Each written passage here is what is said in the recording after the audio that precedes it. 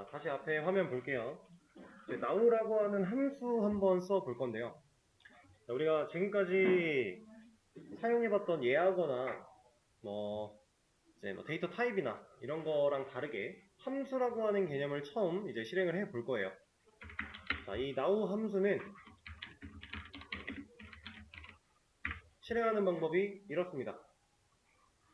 자, 일반적으로 다른 프로그래밍 언어 사용해 보신 분들 함수라고 하는 거 그냥 호출해서 쓸 수 있지 않을까라고 생각하실 수 있는데 DBMS에서는 안타깝게도 그냥 실행은 없어요. 함수가 이렇게 만들어져 있는 함수들이 되게 많은데 어떤 함수든지 간에 그냥 이 자리에 바로 실행한다라고 하는 개념은 없습니다. 그래서 우리가 select라고 하는 나 이거 조회할 거야 라고 하는 녀석과 함께 써야 돼요. 혹은 다른 예약어와 함께 써야 되는 것들인데, 자, 지금 이 쿼리를 한번 보실래요? 이 한 줄의 쿼리를 보시면 우리가 사용했던 셀렉트 방식과 뭐가 좀 다르죠? 뭐가 다르죠? 우리가 일반적으로 셀렉트를 했던 상황을 생각을 해보면 셀렉트, 에스터리스크를 쓴다라고 하면 어디로부터라고 하는 이 from이라는 녀석이 항상 있었잖아요. 근데 지금 얘는 없죠. 자, 이거 그냥 실행하면 돼요.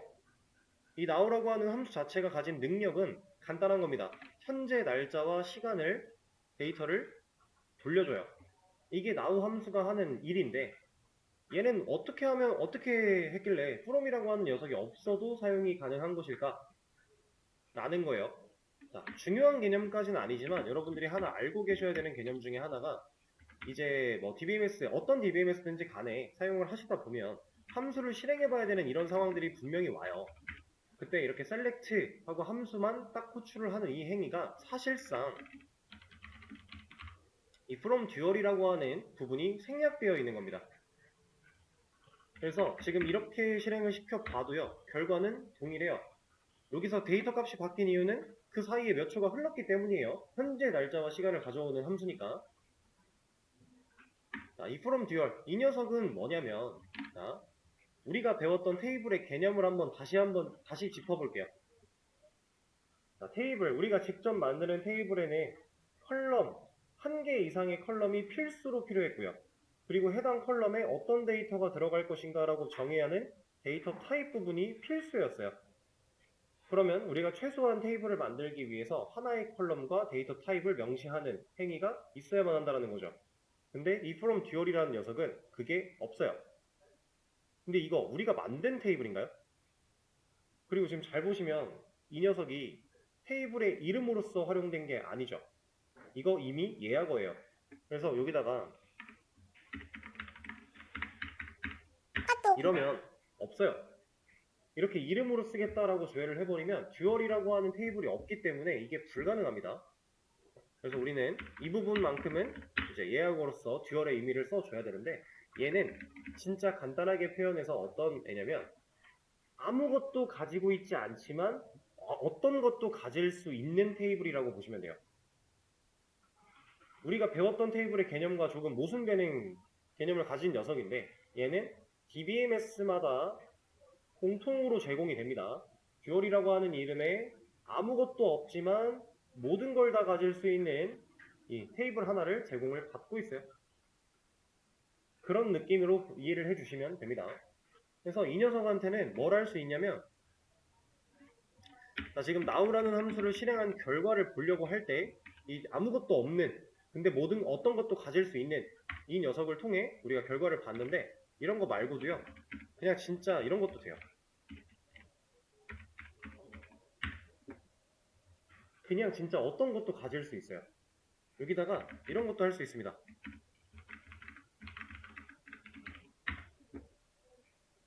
물론 결과적으로 봤을 때 큰 차이가 없어 보이지만 지금 차이를 느끼신 분들이 있을까요? 이렇게만 보여드려도 어떤 차이가 있어요? 지금 이 쌍따옴표를 붙였다라는 건 사실 문자 취급을 하겠다라는 거죠. 홀따옴표도 마찬가지 문자 취급인데 숫자 취급을 하는 행위랑 문자 취급을 하는 행위랑 데이터 값이 정렬되어 있는 모양이 조금 다르죠. 컬럼의 이름은 다 좌측 정렬하고 있어요. 근데 데이터 값은 문자는 좌측 정렬, 숫자는 우측 정렬하고 있네요. 그렇죠? 이런 사소한 디테일도 우리가 이제 사용하다 보면은 자연스럽게 익혀지는 겁니다. 그냥 이런 것도 가능하고, 근데 뭐 나중에 배우시게 되겠지만 이런 것도 가능합니다. 이건 그냥 하나만 보여드릴게요.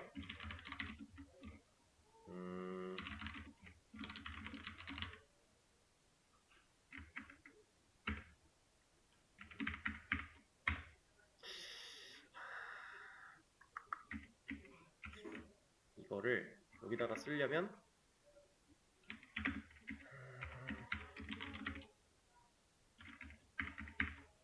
이렇게도 안 되는군요. 에이, 이런 걸 하나 보여드리고 싶었는데 이건 다음에 보여드리도록 할게요. 지금은 그러면 그냥 now. 어쨌든 우리가 from 듀얼이라고 하는 걸 생략해서 사용하는 방식이고, 지금 이 from 듀얼을 이렇게 그냥 함수를 실행한 결과를 보기 위해서 쓰는 경우 말고도 우리가 실제로 활용해 볼 만한 상황이 있기는 해요. 어떤 상황이 있냐면,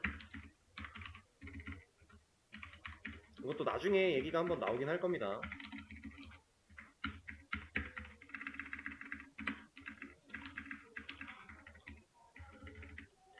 자, 지금 1, 2, 3이라고 하는 이 셀렉트 듀얼에서 조회한 이 결과를 가지고 제가 이렇게 값을 저장을 했는데, 밑에다가 유니온이라는 그 예약을 하나 더 써주고 나서, 이거 세미콜론은 빼야 돼요.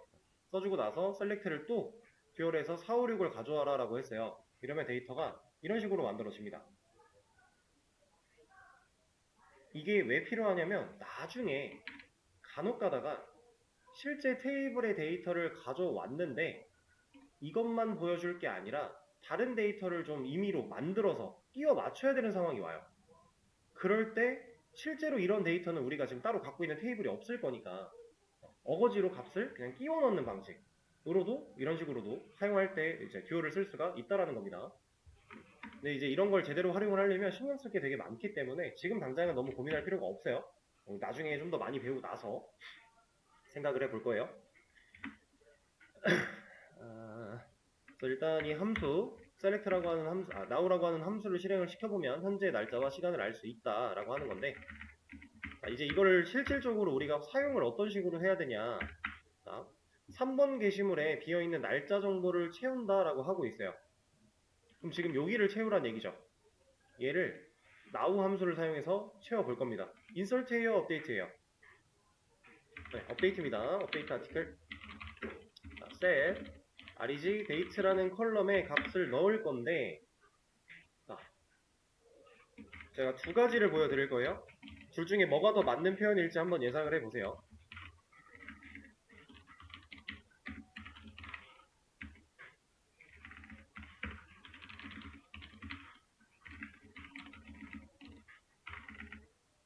자, 쿼리를 두 개를 작성을 해봤습니다. 위에 있는 거랑 아래에 있는 거랑 누가 맞는 표현일까요? 둘 중에 하나는 되고 하나는 안 되거든요.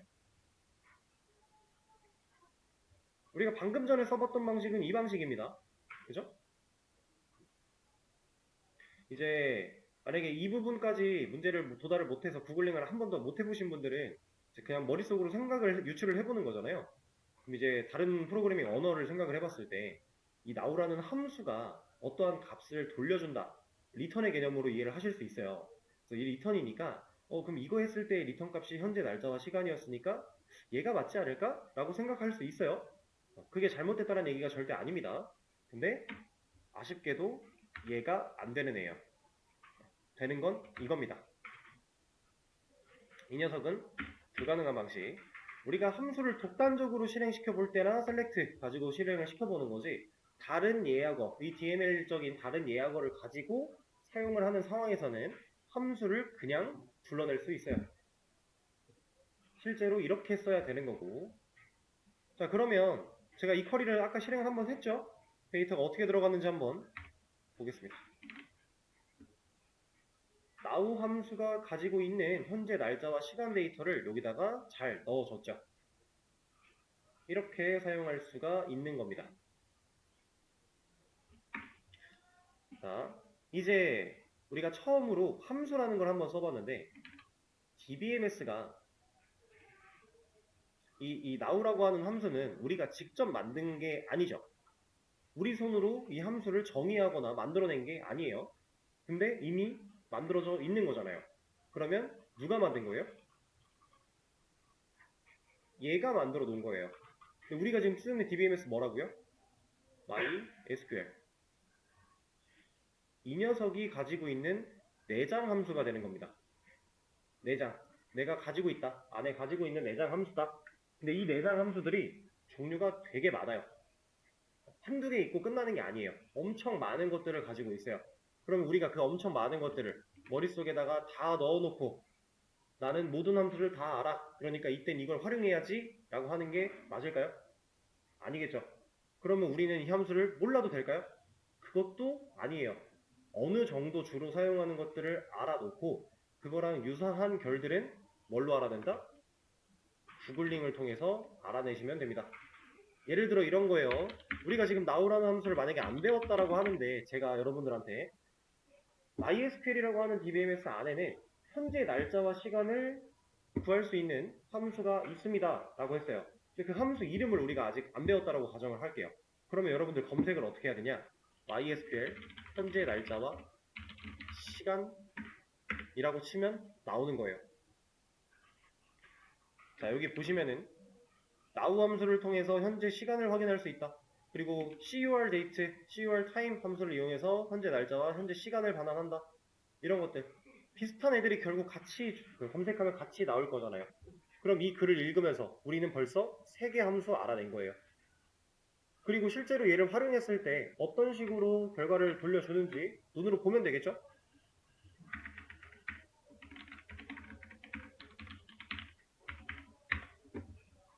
cur date라고 하는 이거는 cur은 이제 current라고 하는 약자라고 보시면 되는데 현재라고 생각하시면 됩니다. 현재 date 함수는 결과를 뭘 줘요? 현재 날짜를 주는 거예요.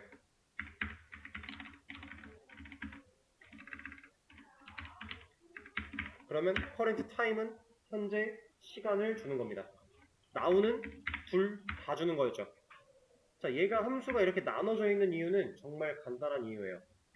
이제 데이터 타입에 대해서도 우리가 좀 알아볼 건데 이따가 보시면 아시겠지만 날짜 데이터를 쓸 수 있는 데이터 타입에 우리가 지금 쓰고 있는 데이터 타입 말고 타임 스탬프라고 하는 녀석도 있고 데이트라고 하는 녀석, 이어라고 하는 녀석, 타임이라고 하는 녀석 이런 것 등등 되게 다양한 타입들이 존재해요. 근데 우리가 예를 들어 시간이 필요가 없어서 날짜만 저장을 하고 싶어 라고 해서 타입을 이걸로 만들어 놨는데 값을 now로 넣으려고 하면 포맷이 안 맞잖아요. 그러니까 뭐라고 하겠죠. 그러니까 이런 함수도 따로 만들어 놓은 겁니다. 적재적소에 여러분들이 맞게끔 활용을 하라고. 근데 현재 우리는 데이트 타임이라고 넣어놨는데 만약에 이거 가지고 날짜 데이터를 처리하겠대요. 자, 이렇게 해서 얘 가지고 날짜를 채울 거야 라고 하면 데이터 어떻게 들어갈까요? 일단 실행은 되거든요. 조회를 하면 어떤 데이터가 들어있을까요? 날짜 데이터 들어갔는데 10분초가 000000이 되는 겁니다. 왜냐면 10분초에 대한 정보는 준 적이 없으니까. 그쵸?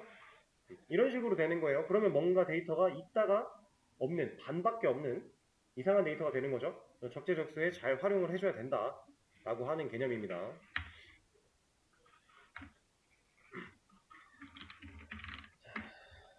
그러면 타입을 한번 봐볼까요? 이거는 제가 수업 페이지에다가 링크를 하나 열어 드릴 건데 마지막에 조회하는 건 따로 안 해볼게요. 수업 페이지 새로 고침해 보시면은 이거 말고 밑에 참고라고 해서 MySQL 데이터 타입이라고 하는 링크가 하나 열렸을 겁니다. 여기 들어와 보세요. 밑으로 조금 내려가 보면 이제 MySQL이라고 하는 DBMS 안쪽에서 쓸 수 있는 데이터 타입들이 쭉 설명이 되어 있는데 이거 저랑 같이 볼 겁니다.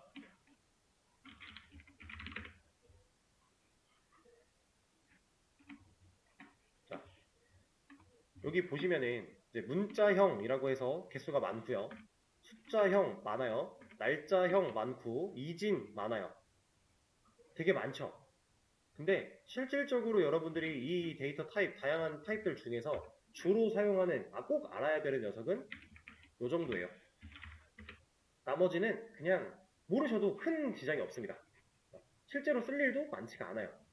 그래서 이 정도만 알면 되는데, 자, 하나씩 좀 볼 겁니다. 자, 첫 번째 캐릭터라고 하고 있네요. 그리고 이 소괄호에 n이 써있는 이 n은 미지수 n이라고 생각을 하시면 되고요. 이 안에 우리가 썼던 것처럼 뭐 100이나 이런 숫자를 입력할 수 있는 공간으로 생각을 하시면 돼요. 일단은. 자, 캐릭터 n이라고 되어 있는데, 이거 우리 맨 처음에 해봤죠? 문자 담을 수 있는 타입이었어요. 타이틀 바디 캐릭터라는 타입으로 지정을 봤었는데, 자, 얘는 고정 길이 데이터 타입이라고 되어 있습니다. 그리고 최대가 255바이트라고 되어 있죠. 이 바이트라고 하는 단위가 우리가 생각하는 이 안에 썼던 이 숫자의 개념이라고 보시면 돼요. 그래서 우리는 100바이트로서 이 타입을 사용할 거야 라고 그동안 명시를 했던 겁니다. 안에다가 100을 넣으면. 이 바이트라는 게 1바이트가 한 글자다 이런 개념은 아니에요. 알파벳 같은 경우는 보통 1바이트에 한 글자 거의 맞는데 한글은 좀 달라요. 그래서 아까 전에 문제에 100이라고 되어 있는 상태에서 뭐 문자 100개 저장 가능 이런 식으로 되어 있었는데 이게 무조건 100개는 아닐 수도 있습니다. 그냥 그 정도로 그런 느낌으로 이해를 해주시면 되는데, 자, 실질적으로 문자 데이터는 바차를 주로 쓸 거라고 했었죠. 아까 전에 나왔던 바차입니다. 자, 이 녀석은 가변 길이 데이터 타입이라고 하고 있고 최대 65,535바이트라고 하고 있어요. 자, 얘가 크기가 커요. 크기가 커서 주로 얘를 쓰는 것도 있는데 캐릭터라고 하는 녀석과 바차라고 하는 녀석이 둘 중에서 바차를 주로 쓰는 이유는 이것 때문입니다. 고정이냐 가변이냐. 자, 간단하게 소개를 드릴 거예요. 고정이라고 하는 녀석은 예를 들어 우리가 5바이트라고 만들어요. 그러면 이런 식으로 표현을 했다라고 해볼게요. 이거 딱 맞는 얘기는 아니지만 그냥 표현을. 그럼 여기서 이제 우리가 ABC라고 하는 데이터를 저장하기 위해서 문자를 여기다가 ABC를 저장을 합니다. 자, 그럼 이 자리들은 이렇게 아무것도 없지만 널이 아닌 데이터가, 공백 데이터가 채워져 있다라고 보시면 돼요. 그러니까 이 5칸을 풀로 활용을 하고 있다. 이게 고정 길이고요. 가변 길이는 똑같이 5개로 만들었다라고 했을 때 A, B, C만 넣으면 나머지 2칸을 알아서 없다 생각을 하고 안 쓰는 거라고 보시면 돼요. 그럼 메모리적으로 봤을 때 효율이 누가 좋아요? 안 쓰는 게 좋은 거죠. 내가 넣은 데이터만큼만 사용을 하겠다라는 거니까. 그래서 바차를 캐릭터보다 더 많이 쓴다라고 이해를 해주시면 되겠습니다.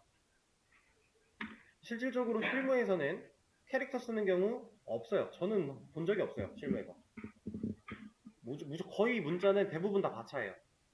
그리고 아까 텍스트라고 한 녀석 여기 있는데 이 녀석 따지고 보면 최대 크기는 65,535예요.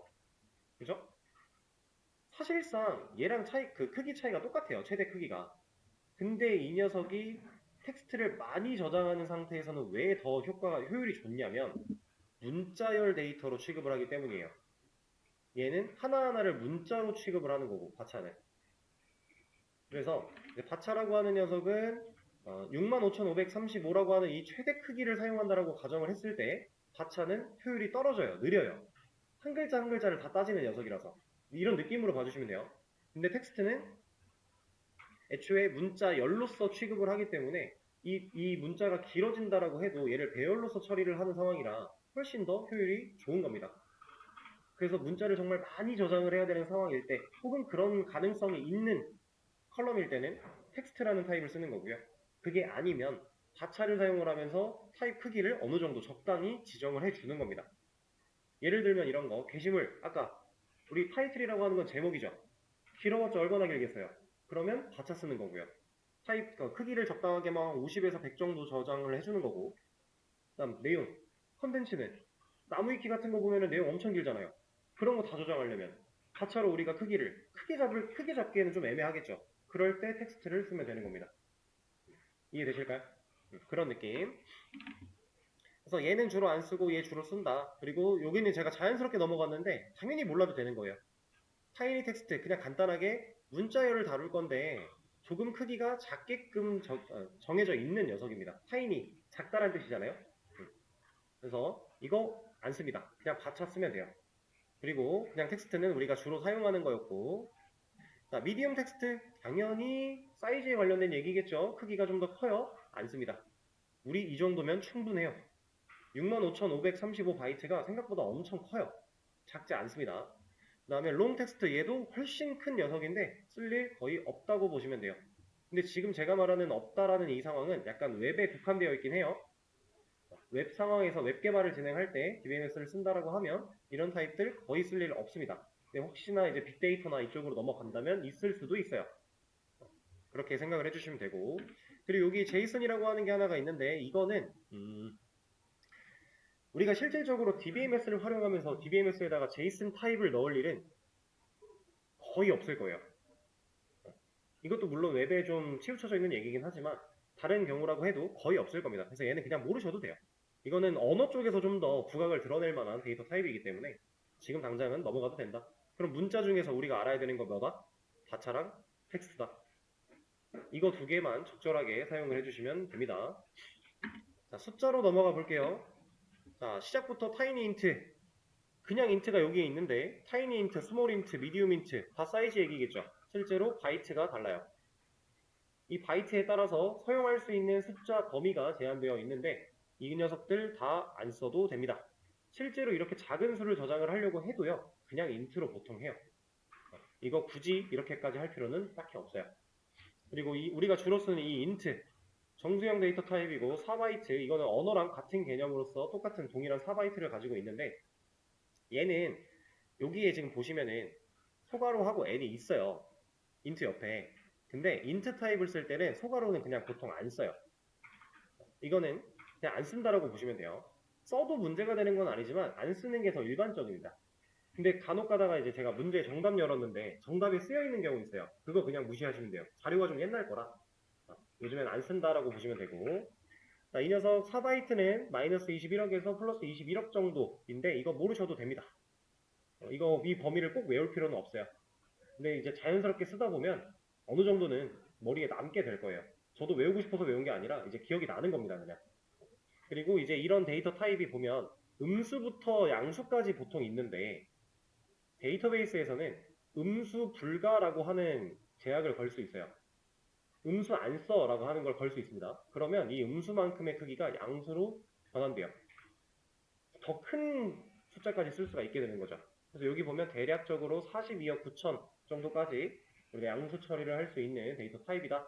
상당히 큰 수까지 처리를 할 수 있다는 거죠. 그 다음에 빅인트 당연히 사이즈 얘기입니다. 모르셔도 되고요. 무제한 수를 표현할 수 있대요. 쓸 일은 없어요. 그리고 그 밑에 이제 플롯과 데시멀, 더블 다 실수 관련된 내용들인데 이 데이터 타입 안 쓴다고 보시면 돼요. 왜냐면 이제 언어 공부해보신 분들은 다 이 얘기 들어봤을 거예요. 언어에서 소수, 실수는 정확한 데이터 연산을 할 수 없다. 다 들어보셨을 겁니다. 실제로 데이터 연산 정확하게 할 수 없고요. 왜냐면 부정소수, 고정소수 이런 개념 때문인데 자, 이 녀석들 실제로 데이터베이스에 소수를 저장해야 되는 상황이 왔다. 예로 저장 잘 안 합니다. 어차피 정확한 연산 안 돼서 연산이 필요한 곳에는 실수를 쓰지 않고요. 실수를 써야 되는 상황이 오면 그냥 가차로 처리해요. 문자로 넣겠다는 얘기예요. 문자로 넣으면 1.5라는 데이터를 문자 취급하면 이거 홀덤프 찍어서 넣으면 돼요. 보통 그렇게 하기 때문에 실질적으로 이 타입을 쓸 일은 거의 없다. 그렇게 보시면 되고 그나마 가끔 제가 직접 설계한 데이터베이스는 아니었지만 누군가 예전에 설계했던 데이터베이스에 대시멀이라고 하는 타입이 있었던 적은 있어요. 근데 이것도 큰 의미는 없어요. 그래서 숫자형 중에 그럼 우리가 알아야 될 거 뭐다? 인트 하나밖에 없다. 이렇게 생각하시면 됩니다. 자, 그럼 날짜로 넘어가 볼게요. 아까 보여드린 것처럼 데이트, 타임, 이어, 데이트 타임, 타임스탬프 이렇게 있는데 우리 이거 써봤죠? 자, 데이트는 날짜만, 타임은 시간만, 데이트 타임은 둘 다, 타임스탬프 둘 다인데 뭔가 특별한 커멘트가 달려있어요. 근데 우리가 이거 쓸 일은 딱히 없어요. 이어, 연도만. 자, 물론 상황에 맞게끔 이 타입을 적절하게 써주면 좋은 상황도 있을 거예요. 근데 대부분의 데이터를 대부분의 이제 날짜 데이터를 처리하는 상황에서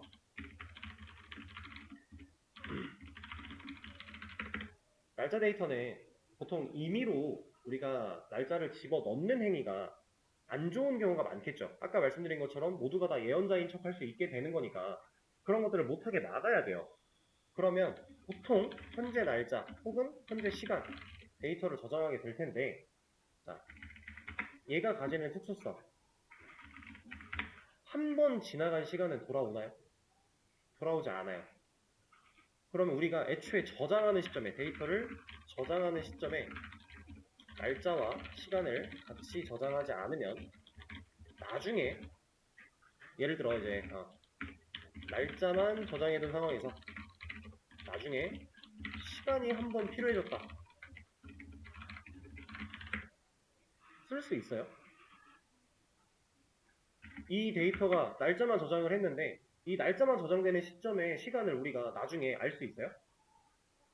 어떻게 알아요, 이거를? 그쵸? 알 방법이 없는 거예요. 이미 지나가 버린 시간을 되돌릴 수가 없으니까. 날짜 데이터가 가지는 특수성입니다. 그래서 웬만하면 이 날짜 데이터라는 녀석은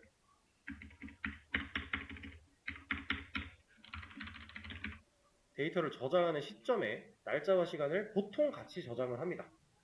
이렇게 같이 해놓고요. 날짜만 필요하면 날짜만 잘라서 보여주고 시간만 필요하면 시간만 잘라서 보여주면 돼요. 그러니까 우리가 보여줄 때는 사실 잘라서 보여주는 게 얼마든지 가능하니까 굳이 날짜만 저장해 시간만 저장해 따로 할 필요가 없다는 얘기입니다. 보통 같이 저장을 해놓고 필요한 상황에 맞게끔 형태를 변환시켜서 보여주는 방식으로 처리를 많이 해요. 이렇게 잘라서 보여주는 방식으로는 문자열을 자르는 방식으로 만들어져 있는 함수 사용해서도 가능하고요. 아니면 애초에 포매팅을 변환시킬 수 있는 함수 가지고도 가능합니다. 이런 것들도 다 내장 함수로 들어있는 거니까 우리가 앞으로 배울 것도 있고 배우지 않을 것도 있지만 구글링을 통해서 충분히 습득을 할 수 있는 녀석들이에요. 이렇다 보니까 우리가 실질적으로 이거는 이제 아까 따로 말씀을 드렸던 거고 안 쓰고 얘도 안 쓰고 얘만 알면 되는 겁니다. 거의. 근데 지금 말씀드리고 있는 이 상황 속에서도 이제 우리는 현재 MySQL 기준으로 얘기를 하고 있으니까 오라클 기준으로 본다면 이름이나 이런 게 좀 다를 거예요. 아까 우리가 봤던 바차 있죠. 오라클에서는 바차2를 써야 됩니다. 그냥 바차가 있고 바차2가 있는데 바차2를 써요, 오라클은 보통. 그리고 뭐 인트라고 했던 녀석이 있는데 오라클이 아마 이게 넘버인가 그럴 거예요. 저도 오래돼서 기억은 잘 안 나지만 이런 식으로 약간의 차이들은 있습니다. 근데 구글링하면 어렵지 않게 이해할 수 있겠죠? 그런 식으로 쓸 수 있다. 그리고 데이트 관련된 이것도 오라클에서는 약간 다를 수도 있어요. 제 기억에는 얘를 썼던 기억도 한 번쯤은 있는 것 같긴 한데 어쨌든 우리 지금 상황은 이 녀석만 알아도 문제없다. 그럼 위에서부터 문자에 2개, 숫자에 하나, 날짜에 하나, 총 4개 나왔네요. 제가 4개에서 5개라 그랬는데 벌써 4개 끝났죠. 그 다음에 이제 이진 볼 겁니다. 자, 제가 뭐 자바나 파이썬 기초 언어 수업을 병행하고 있는데 저한테 그거 수업 들어보신 분들은 제가 공통적으로 여기서는 이진 따질 필요 없어요. 뭐 비트 시프트 이런 거 하지 마세요. 이런 얘기들을 한 번쯤은 할 거예요. 보통. 그래서 이진 데이터 타입 이거 우리 다 몰라도 돼요. 이거 직접적으로 쓸 일 딱히 없어요. 여러분들이 이제 C를 주로 할 거다, 뭐 C++을 주로 할 거다, 뭐 C샵을 주로 할 거다 라고 하는 분들 아니면 이진 크게 신경 쓸 필요 없습니다. 그래서 얘는 다 몰라도 되는데 아주 가끔 가다가 누군가 만들어 놓은 데이터베이스 안에 이런 타입, 비랍이라고 하는 타입이 쓰여 있을 수도 있기는 해요. 근데 이거 크게 의식할 필요 없습니다. 그러면 제가 4개에서 5개라고 했는데 실질적으로는 4개 정도고요. 어렵나요, 4개? 타차, 텍스트, 인트, 데이트 타임이에요. 이 4가지면 웬만한 데이터는 다 처리할 수 있다. 이 정도로 이해를 해주시면 됩니다. 그럼 이제 우리가 앞으로 테이블을 만든다라고 했을 때 데이터를 연상시킬 수 있는 이름으로 컬럼명을 짓겠죠? 그러면 컬럼명만 봐도 이런 데이터가 저장이 되겠구나. 그럼 데이터 타입은 이렇게 해야 되겠구나.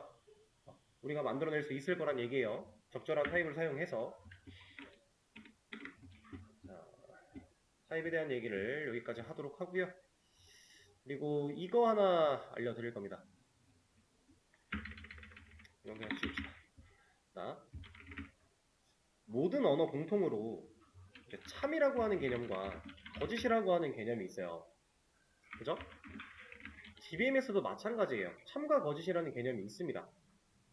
근데 이제 뭐 C는 0과 1로서, 그리고 뭐 파이썬은 true, false 이런 식으로 표현을 하고요. 어차피 대문자로 바뀔 거라 의미가 없겠네요. true, false. 얘도 true, false지만 파이썬이 이제 첫 글자 대문자고 자바는 다 소문자로 사용하는 방식인데, 지금 여기 true, false라는 키워드가 들어있긴 하지만 실질적으로 우리가 이 참과 거짓에 대한 데이터를 판별하려고 하는 시점에서는 DBMS 또한 0과 1로서 표기를 많이 합니다. 어떤 식으로 되는 거냐면, 셀렉트를 할 때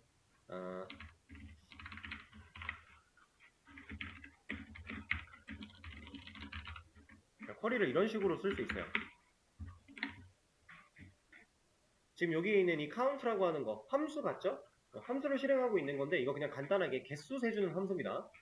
그래서 이 악플 테이블에 있는 모든 데이터의 개수를 세주는 함수인데, 지금 현재 데이터 두 줄 있죠?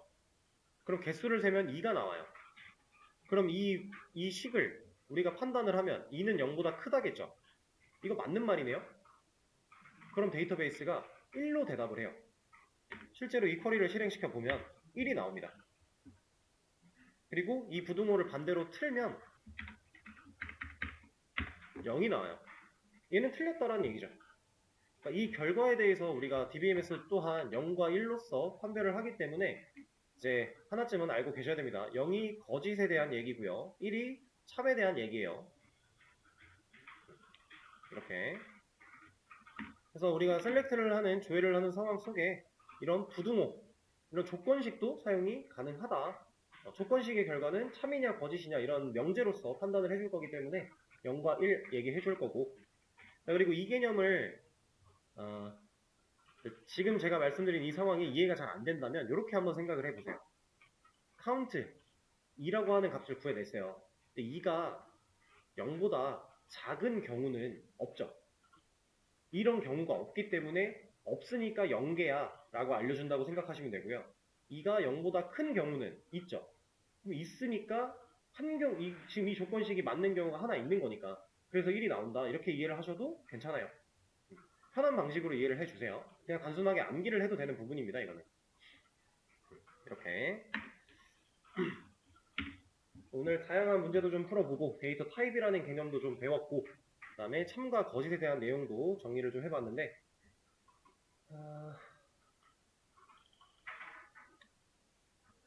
자, 제가 아예 내일 날짜로 문제를 2개 열 거예요. 푸는 방식 동일하고요. 수업 페이지 새로 고침해보시면은 내일 날짜로 문제 올라왔을 겁니다. 하나만 먼저 보여드리면, 자, 이거 내일 수업 전에 미리 풀어 오시라고 미리 문제를 열어 드린 건데, 얘를 보다 보면 안 배운 게 나와요. 이제 앞으로 문제 열어드리는 것들이 다 그런 식으로 안 배운 게 있을 거예요. 섞여 있을 거예요. 그런 거 안 배운 거 봤을 때 여러분들이 구글링을 통해서 해결할 수 있으면 웬만큼 해보시고요. 구글링을 통해서도 이해가 안 되고 못하겠다라고 생각이 들면 얘를 그럼 어떻게 활용하는 게 좋을까라고 끊임없이 고민을 해보시면 돼요. 수업 전에. 그렇게 고민을 하고 오시면 제가 설명을 드렸을 때 훨씬 더 이해하기가 좋아요. 만약에 해결까지 하고 오신 분들은 잘하시는 거고요. 그래서 문제 앞으로 제가 추가적인 설명이 없어도 배우지 않은 게 나왔다면 그런 방식으로 접근해서 풀어보시면 되겠습니다. 지금 이 두 문제도 내일 수업 전까지 한번 풀어봐 보시고요. 내일 수업에서는 이거 설명부터 한번 들어가 보도록 할게요. 오늘 수업은 여기서 마치도록 하겠습니다. 고생하셨어요.